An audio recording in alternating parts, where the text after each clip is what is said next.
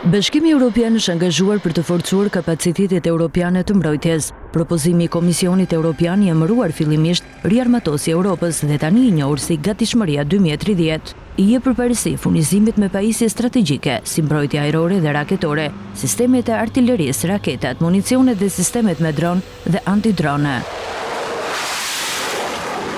Shpenzimet ushtarake do të përjashtojnë nga kufizimit strikte fiskale europiane.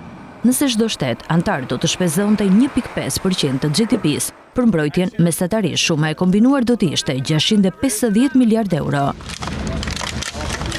Përveç kësaj, plani parashikon 150 miliard euro kredi për të blerë kapacitete mbrojtëse të prodhuara kryesisht në Europë. Burime shtesë financimi për mbrojtjen janë në studim duke përfshirë mobilizimin e financimit privat.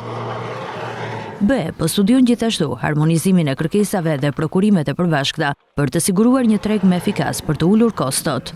Në total, rreth 2500 kompani operojnë në industrinë e mbrojtjes të BE-s. Sektori i mbrojtjes i Europës ofron rreth 600.000 vende pune dhe skenari i ri mund të ndihmojë për të ofruar edhe më shumë. Por, a mund të përballojë vërtet Europa e ngarkuar me borxhe këtë përpjekje masive për riarmatim në situatën aktuale të paqëndrueshme ekonomike? Sipas ekspertëve, duke pasur parasysh kontekstin e ri gjeopolitik, Europa ka pak mundësi përveç se të ecë përpara.